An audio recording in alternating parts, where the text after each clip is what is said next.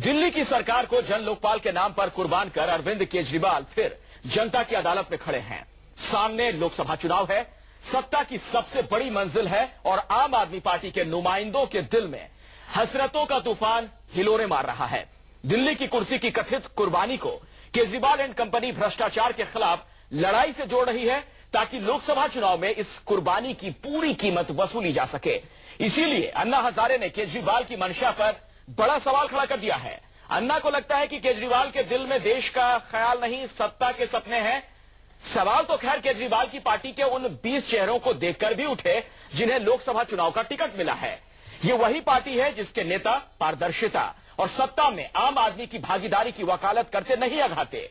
लेकिन पहली लिस्ट में आम आदमी पार्टी ने 20 खास चेहरों को टिकट थमाया है जो देश के दिग्गज नेताओं के खिलाफ मैदान में उतरेंगे। तो सबसे बड़ा सवाल यही है कि क्या आम आदमी पार्टी में सिर्फ खास लोगों को ही टिकट मिलता है? और अन्ना ने क्यों कहा कि केजरीवाल के दिल में देश नहीं सत्ता का सपना है? इन्हीं सवालों पर बात करेंगे, लेकिन पहले एक रिपोर्ट देखिए।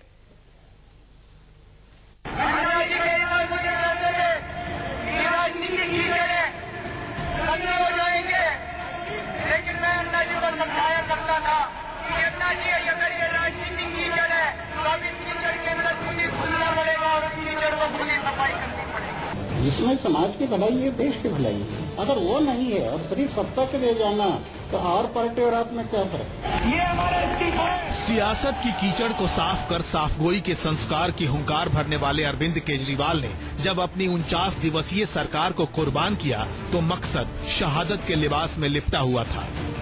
उस पर जन लोकपाल की पैबंद चढ़ी थी, लेकिन सियासी पंडितों ने भांप लिया था कि केजरीवाल के ख्वाब सत्ता के आसमान में कुलांचे मारने लगे हैं। सिकंदर बनने का सपना अंगड़ाई ले चुका है। अब केजरीवाल की कथित कुर्बानी का मतलब अन्ना की जुबानी सुनाई पड़ी तो मजमून निकला कि आम आदमी पार्टी भी शायद सियासत में मौका परस्ती के परंपरागत रास्तों पर चल पड़ी है। केजरीवाल के आंदोलन गुरु अन्ना से सीधे सवाल हुए तो जवाब आया कि जन लोकपाल के लिए कुर्सी छोड़ने की क्या जरूरत थी, संवैधानिक मजबूरी को सुलझाना चाहिए था। लगता है अरविंद के दिल में भी देश नहीं सत्ता है। अगर उसमें कोई मान लो कि संविधान का कोई थोड़ा डिफिकल्टी है तो बैठकर सुझाव लेते थे। असंभव क्या था? तो ये बात उसमें है कि इन्होंने इनके दिल में समाज और देश नहीं है, सत्ता है। सत्ता के पीछे पड़े हैं। 49 दिन की सरकार के दौरान आम आदमी पार्टी की एक मार्गी शैली भी शायद अन्ना को कचोटती रही। बड़े बड़े नेताओं के नाम लिखे कागज को हवा में लहराना, बिना सबूत उन्हें भ्रष्टाचारी बताना अन्ना केजरीवाल की इस स्टाइल से भी इत्तेफाक नहीं रखते। क्या आपको लगता है कि लिस्ट देने के पहले अरविंद केजरीवाल ने भी देश के सामने सबूत रखने चाहिए? बिल्कुल, जनता को पता होना चाहिए। नहीं तो कोई तो हवा में आरोप करने लगे तो कैसे? ये सब जनता के सामने रखना चाहिए। अन्ना के विचारों पर कांग्रेस के सद्विचार भी सामने आ गए। कांग्रेस के सिपाही बोल पड़े कि केजरीवाल को अन्ना से बेहतर भला कौन समझ सकता है। अन्ना जी जितना अपने चेले को समझते हैं उतना कोई दूसरा नहीं समझ सकता। अन्ना जी के साथ उन्होंने लंबा दौर गुजारा है और उन्होंने केजरीवाल जी ने अन्ना जी को भी नहीं बख्शा, उनको भी धोखा दिया, उनके सिद्धांतों को धोखा दिया, पीठ में छुरा घोंपा। और अगर कह रहे हैं वो तो सही कह रहे हैं, उनके एक्शन से भी अब यही लगने लगा है। खैर, केजरीवाल और अन्ना की फिलॉसफी के बीच खाई तो उसी वक्त से नजर आ गई जब आम आदमी पार्टी के राजनीतिक अवतार का संकल्प लिया गया। बताया गया कि सत्ता की लड़ाई में आम आदमी की सीधी भागीदारी ही पार्टी की बुनियाद है। मगर लोकसभा उम्मीदवारों की पहली लिस्ट आई तो आम आदमी पार्टी के बीच से वो 20 खास चेहरे निकल आए जिन्हें पैराशूट के जरिए देश के दिग्गज नेताओं के सामने लड़ाई में उतार दिया गया। मसलन पत्रकारिता में लंबा करियर छोड़ हाल ही में पार्टी का सदस्य बने आशुतोष को अचानक लोकसभा का टिकट मिल गया। पहले से तय कार्यक्रम के मुताबिक कवि कुमार विश्वास को अमेठी में राहुल के खिलाफ उतार दिया गया। लाखों की नौकरी छोड़कर आई मीरा सान्याल को मुंबई से मिलिंद देवड़ा के खिलाफ खड़ा कर दिया गया। नर्मदा आंदोलन की अगुआ मेधा पाटकर को मुंबई नॉर्थ ईस्ट से लोकसभा का टिकट थमा दिया गया। मैनपुरी से मुलायम सिंह यादव के खिलाफ बाबा हरदेव को मैदान में उतार दिया गया। ऐसे 20 खास और खुशनसीब चेहरों को आम आदमी पार्टी की पहली लिस्ट में जगह मिली है। वही पार्टी जिसने रायशुमारी और टिकट पाने के तमाम पारदर्शी टोटकों की भारी भरकम नियमावली बना ली, और जब मुहर लगी तो आम आदमी गायब था, टिकट पाने वाले सब के सब खास आदमी निकले। केजरीवाल के सिपहसालार कहते हैं आगे भी ऐसे ही चेहरों को उतारेंगे और भ्रष्टाचार के खिलाफ रण जीत कर ही मानेंगे। पहली लिस्ट है 20 लोगों की, ये बताने के लिए पर्याप्त है कि आम आदमी पार्टी आगे भी जो अपने उम्मीदवार उतारेगी वो किस प्रकार के उम्मीदवार होंगे। तो क्या आम आदमी के बीच से ईमानदार चेहरों को खोजने की मुहिम ठंडी पड़ गई? क्या केजरीवाल की पार्टी को खास चेहरों के बीच कोई आम चेहरा दिखता ही नहीं? इसीलिए सवाल उठे कि आम आदमी पार्टी में सिर्फ खास लोगों को ही मिलेगा टिकट। Bureau report, news 24। और जरा गौर कीजिए, अरविंद केजरीवाल कभी अन्ना हजारे के सेनापति हुआ करते थे, चाणक्य की भूमिका में हुआ करते थे, और आज गुरु अगर चेले के लिए इस तरह के जुमलों का इस्तेमाल कर रहा है तो उसके पीछे वजह क्या? इसे हम तलाशेंगे। हमारे साथ कई खास मेहमान जुड़ रहे हैं। नलिन कोहली बीजेपी से हमारे साथ मौजूद हैं, कांग्रेस से रागिनी नायक हमारे साथ जुड़ चुकी हैं, गोपाल राय आम आदमी पार्टी के वरिष्ठ नेता हमारे साथ मौजूद हैं, और स्टूडियो में पुरुषोत्तम अग्रवाल जी हमारे साथ हैं, राजनीतिक विश्लेषक और आम आदमी पार्टी की राजनीति को बहुत करीब से समझते हैं।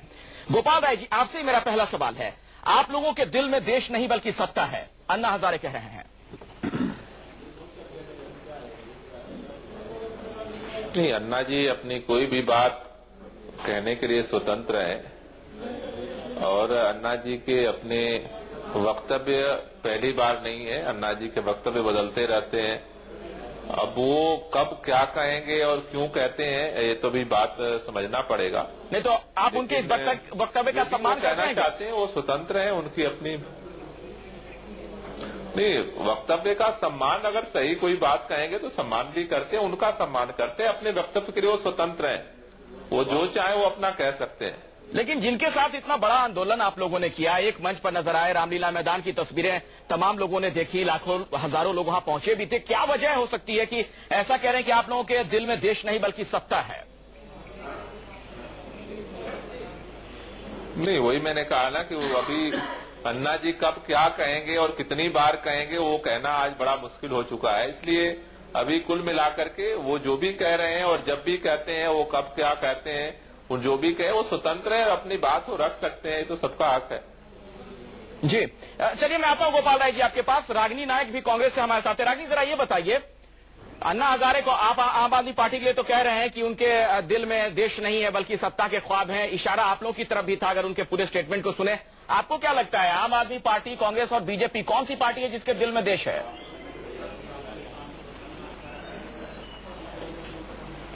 निश्चित रूप से कांग्रेस पार्टी ही है जिसके दिल में, दिमाग में और रूह में देश और देश सेवा, लोकतंत्र और लोकतांत्रिक प्रक्रियाओं का सम्मान है।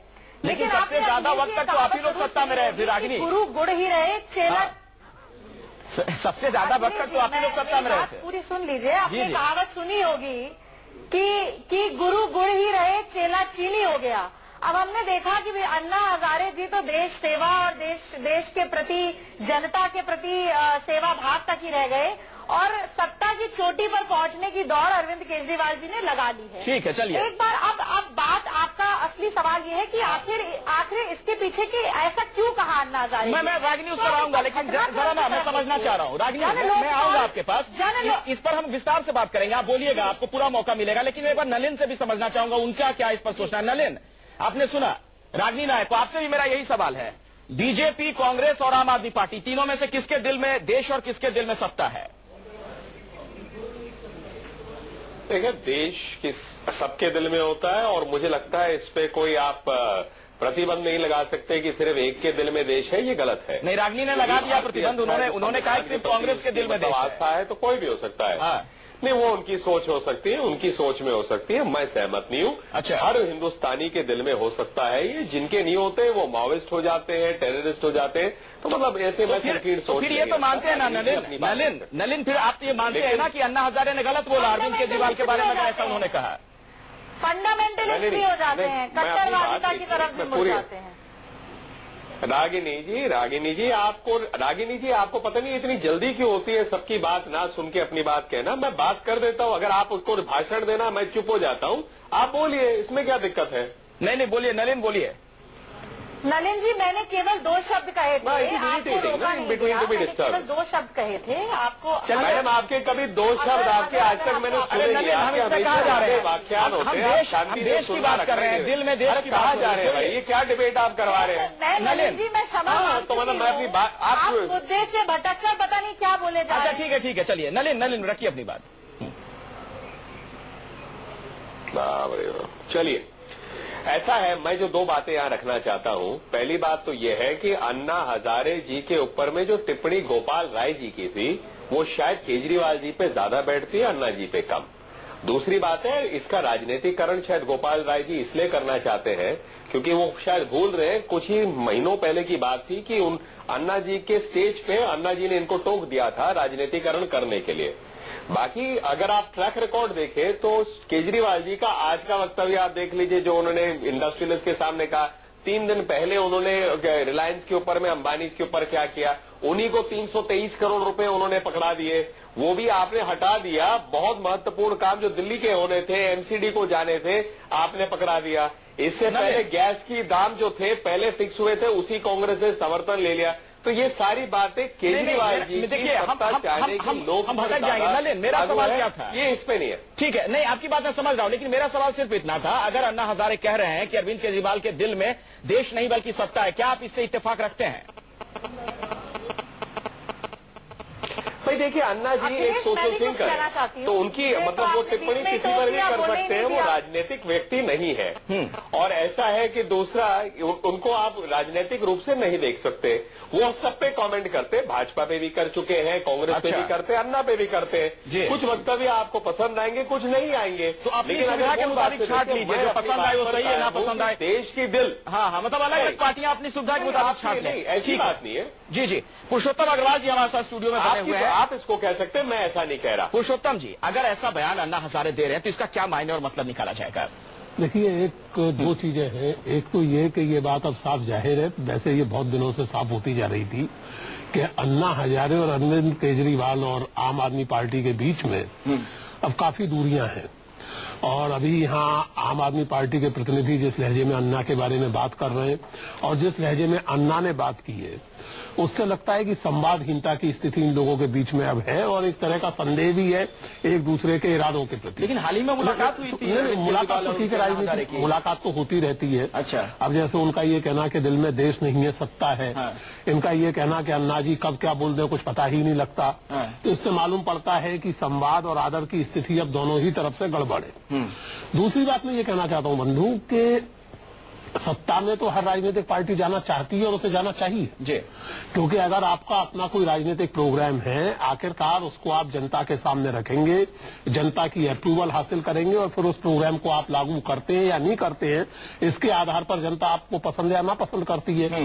तो सच कहा जाए तो मुझे ये वक्तव्य है, ये बुनियादी तौर से जो राजनीति विरोधी वक्तव्य है, जो साल भर पहले तक और अभी भी किसी अर्थ में आम आदमी पार्टी वाले भी करते रहते हैं कि सत्ता में जाने की कोशिश करना बुरा है, राजनीति में जाना बुरा है, ये अपने आप में राजनीतिक प्रक्रियाओं की बहुत ही सतही समझ सूचित करता है। क्यों नहीं जाना चाहिए किसी राजनीतिक दल को? कांग्रेस है, भाजपा है, कोई भी राजनीतिक दल है, आम आदमी पार्टी है, सीपीएम है, हर पार्टी को अधिकार है लोकतंत्र में, बल्कि उसका कर्तव्य है कि एक साफ सुथरा पॉलिटिकल प्रोग्राम लेकर लोगों के सामने जाए और कहे कि आप अगर हमें सत्ता में बैठाएंगे तो हम इस प्रोग्राम को लागू करेंगे। इसमें क्या दिक्कत? अच्छा, एक सवाल है गोपाल राय जी, ये तो चलिए चर्चा का एक विषय है, लेकिन एक और बड़ा सवाल है जिसे लेकर तमाम तरह से चर्चा इस वक्त देश में हो रही है। मैं कुछ कहना चाहती हूँ। हाँ रागनी, चलिए बोलिए, मैं फिर गोपाल राय सवाल पूछूंगा, बोलिए। जी, पुरुषोत्तम अग्रवाल जी की जो टिप्पणी रही उस पर मैं अपनी प्रतिक्रिया जाहिर करना चाहती हूँ। देखिए, राजनीतिक दलों का सत्ता के प्रति रुझान रखना कतई गलत नहीं है, लेकिन एक पार्टी जो बार बार धरना देने के अधिकार की बात करती है, जो आरोप लगाने की बात करती है, जो आक्षेप करने की बात करती है, वो अपने कर्तव्य बोध से हटकर केवल राजनीति में अगर एक बड़ा लाभ पाने की राजनीति करे और उसके चलते अपनी जिम्मेदारियों को छोड़ दे, यानी कि लोकसभा पे नजर है, दिल्ली के नहीं, ये आपका आकलन हो सकता है ना रागनी, ये आपका आकलन हो सकता है। अरविंद केजरीवाल कई मौकों पर कह चुके हैं कि वो जन लोकपाल की लड़ाई लड़ रहे हैं, उसके साथ और आप ही लोगों ने चुनौती दी थी, जरा याद कीजिए। देखिए, मैं बोलना शुरू करती हूँ, आप बीच में नहीं, आप पहले पूरी बात मेरी सुन लीजिए। पूरी बात आप रखिए, लेकिन आप ही की पार्टी के बड़े नेता ने चुनौती दी थी कि पार्टी बनाए, सत्ता में आकर दिखाए। केजरीवाल को चुनौती दी गई थी। आपने फिर बुलाया क्यों है इस प्रोग्राम में? बोलिए रागिनी, रखिए अपनी बात, नाराज मत होइए, अपनी बात रखिए। आप तो एक बड़ी पार्टी की नेता हैं। नहीं, नाराज नहीं, आप मुझे पूरी बात तो कहने दीजिए। मैं यही कह रही हूँ कि सत्ता के प्रति आप आकर्षित हो, कोई मना नहीं कर रहा है, लेकिन आप आखिरकार आम आदमी पार्टी का उदय आदर्शवाद, नैतिकता और सिद्धांतों की बात करके हुआ था ना। एक नई राजनीति की शुरू करने की उन्होंने बात की थी, दशा दिशा बदलने की बात की थी, और अब वही सब बातें कर रहे हैं। पैरा ट्रूपिंग हो रही है। हाँ, ये एक आपका महत्वपूर्ण सवाल है। 15-20 नहीं, ये एक महत्वपूर्ण बात आपने कही है रागिनी। मैं इससे जुड़ा सवाल पूछूंगा कि केवल गोपाल राय जी पाने का के लिए अपने ही आदर्शों ठीक है, मैं आपकी बात समझ गया। रागिनी, गोपाल राय जी, ये एक बड़ा आरोप आप लोगों पर लग रहा है कि आप लोग हैं तो आम आदमी पार्टी, लेकिन तमाम खास लोगों को टिकट दे रहे हैं। पैराशूट से आपके तमाम उम्मीदवार उतर रहे हैं, ज्वाइन किए हुए हफ्ते 10 दिन होता है, टिकट दे देते हैं। क्या वजह इसके पीछे है? देखिए, पहली बात यह है कि अगर दिल्ली विधानसभा के चुनाव में अगर उम्मीदवारों की प्रक्रिया को आप देखेंगे, जो भी हमारे यहाँ एक दिन पहले भी कोई मेंबर बनता है, उसके पास भी अधिकार होता है कि कैंडिडेट बनने के लायक अगर हो।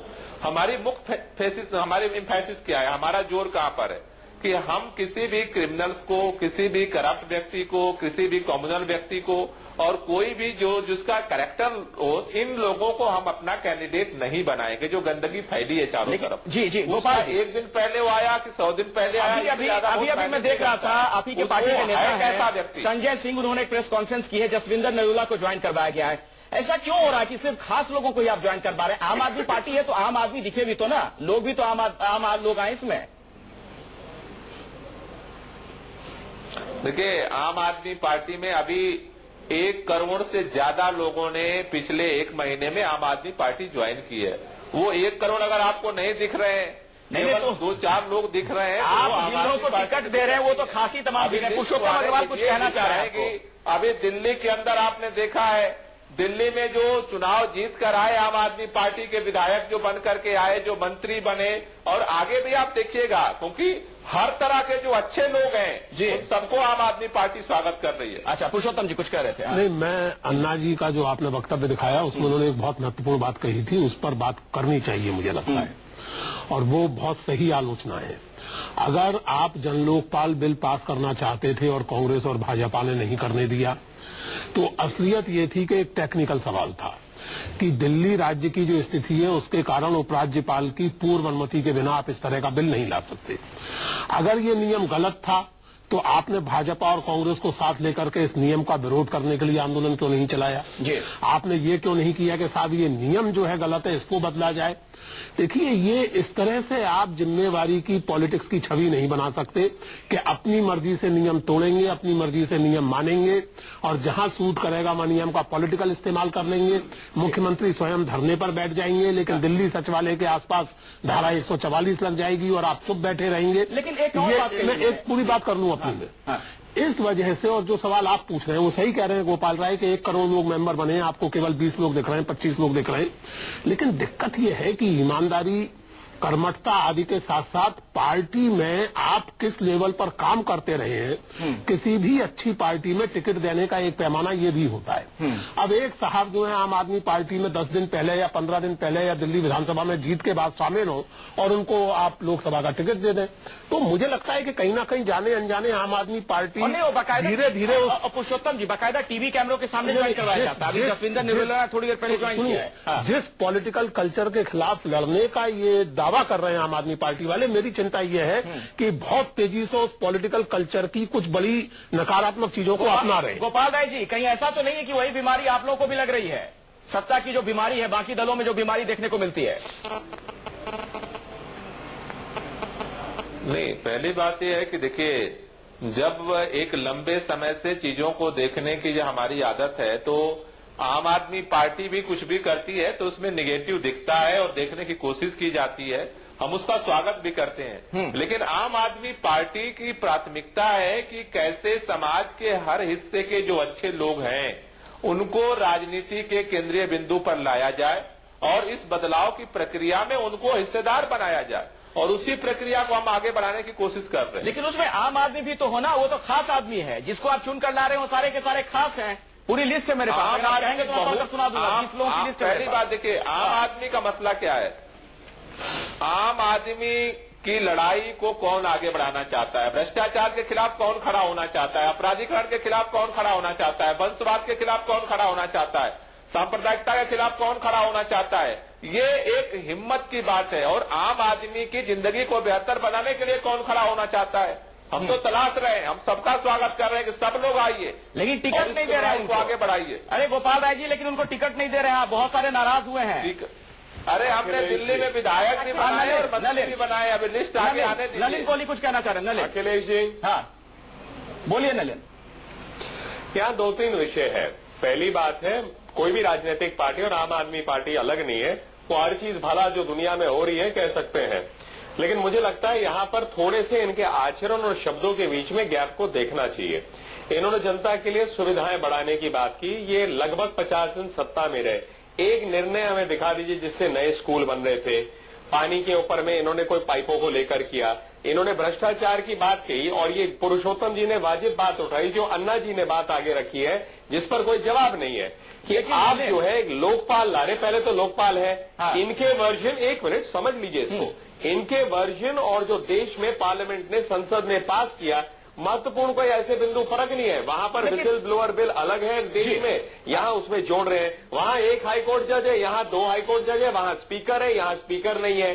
छोटी छोटी चीजें हैं, कोई ज्यादा बड़े नहीं। यहाँ लोक आयुक्त बनता है, लोकपाल नहीं बन सकता। लेकिन 12 बजे रात को आप विधायकों को और हर्षवर्धन जी सबको भेज रहे हैं आप, मतलब मेरा जो सवाल बिल पास करने की नहीं थी। और वही बात आज अन्ना हजारे जी कह रहे, ये राजनीतिकरण करना चाहते हैं, विषय पे सोल्यूशन नहीं लाना चाहते। नहीं, राजनीतिकरण तो हर कोई कर रहा है, तमाम पार्टियां कर रही हैं। ऐसा नहीं कि आपकी पार्टी नहीं करती है राजनीतिकरण किसी मुद्दे का। भयानक, बहुत पूरी तरीके से राजनीतिकरण आप लोग भी करते हैं। एक बात तो आप मानेंगे नलिन, बहुत ही मैं साफगोई से आपसे सवाल पूछ रहा हूँ, ये जो 20 उम्मीदवारों की लिस्ट, मैंने पहले अपने वाक्य को शुरू किया, मैंने पहले अपने बात शुरू किया। राजनीतिक पार्टियों को अधिकार है राजनीतिक काम राजनीतिकरण करने का। मेरा सवाल मैंने आचरण और शब्दों में गैप की बात कही है, उस पे आप इसको मिक्स मत करिए। ठीक है, मैं एक बार रागनी आता हूं आपके पास। नलिन, ये जो 20 लोगों की लिस्ट जारी की आम आदमी पार्टी ने, 24 घंटे से ज्यादा का वक्त गुजर चुका है, ये तो आप मानेंगे, इनमें से भी एक भी उम्मीदवार को आप दागदार नहीं कह सकते, उनके खिलाफ अब तक कोई सबूत लेकर आप नहीं आए हैं। एक मिनट, हम क्यों लाए? हम कोई आम आदमी पार्टी की तरह थोड़ी ना है कि रोज अपना एक लेकर सब पे आरोप लगाना चाहिए। भाई इन्होंने रिलायंस और अंबानी पे बहुत आरोप लगाए और 323 करोड़ की सब्सिडी नहीं दी है उन्होंने रिलायंस की कंपनी को। इन्होंने गैस के प्राइस पहले से, मेरा सवाल है कि सिर्फ इतनी बार है कि आप ढूंढ नहीं पाए इनके खिलाफ कोई आरोप है। हम इनकी राजनीति नहीं करेंगे। एक मिनट, इनकी राजनीति हम नहीं करते हैं, हम करते हैं राजनीति साफ स्पष्ट कहते हैं, ये कहा ये किया। इनकी तरह नहीं है रोज सुबह एक चीज का है शाम को बदल दिए। बच्चों की कसमें खा ली, आपने कभी बच्चों की कसम खा के उसमें उलट किया है? इन्होंने तो बच्चों की कसम से ही स्टार्ट की जिसमें उलट किया। तो हमें ये ज्ञान मत दीजिए अखिलेश जी। नहीं, ज्ञान की जरूरत तो पड़ती है नलिन, हर पार्टी को, ऐसी बात नहीं है, लोकतंत्र है यहाँ पे, आखिरकार जनता के पास सब कुछ जाना है। जी, मैं कुछ कहना चाहती हूँ। हाँ, बोलिए। स्वागत है आपका, आइए ना, आइए, स्वागत है आपका। पार्टी के अंदर दीजिए ना। हाँ, रागनी बोलिए। पार्टी के अंदर सदस्य ज्ञान दे सकते हैं, इसमें क्या दिक्कत? हाँ, रागनी। अखिलेश जी, बिन्नी जी को अभी हम भूले नहीं हैं। टिकट वितरण के मामले में एक समय पहले भी आंतरिक कलह दिखाई दी आम आदमी पार्टी में, और आज भी वही कुछ दिखाई दे रहा है। अब गौरतलब ये है कि आम आदमी को टिकट तब मिली जब अरविंद केजरीवाल जी ने खुद अपने शब्दों में इस बात को बयां किया कि हमारे पास कैंडिडेट ही नहीं थे जी, जनता से ही हमने कैंडिडेट उठाए जी और उन्हें लड़ा दिया। आज जब आम आदमी पार्टी ने जीत हासिल की दिल्ली में, तो आम आदमी को भूल गए। पहले आप आम आदमी को कितना याद रखती है रागिनी? मेरा सवाल है रागिनी, आप जीत गए रागिनी नायक, और उसके बाद भूल गए। मेरा एक सवाल सुन लीजिए, आप लोग कितने आम लोगों को टिकट देती हैं, जरा ये तो बताइए। आपके यहाँ टिकट का वितरण कैसे होता है? आम आदमी पार्टी ने किया है? नहीं, उसने कभी नहीं किया। रागिनी, किसी ने नहीं किया। रागिनी, मुझे लगता है एक प्लेटफॉर्म पे रह के तमाम बातें होनी चाहिए। जब टिकट की बात हो रही है, जरा अभी बताइए, आपके यहाँ टिकट देने का क्या पैमाना होता है? कितने आम चेहरों को आप टिकट देते हैं? जी, कौन तय करता है टिकट? पार्टी में आप कितना काम किया है, क्या विचारधारा के स्तर पर जुड़ाव है, किस तरीके की उपलब्धियां आपने अपने जीवन में प्राप्त की है, ये सब ऐसा होता है क्या पुरुषोत्तम जी? बिल्कुल छोटी टिप्पणी कीजिएगा, ब्रेक ले अलग तरह से कमिटियां बनती हैं। हकीकत क्या है? आप राजनीति के पुराने जानकार हैं, लंबे वक्त से कांग्रेस की राजनीति को भी देखे। रागिनी ब्रेक ले रुकना पड़ेगा, रागिनी ब्रेक ले रुकना पड़ेगा। काश की हकीकत ऐसी होती, काश की, और अगर ऐसा होता तो शायद आम आदमी पार्टी का उदय न हुआ होता। बिल्कुल, आम आदमी पार्टी का उदय आखिर फिर क्यों हुआ?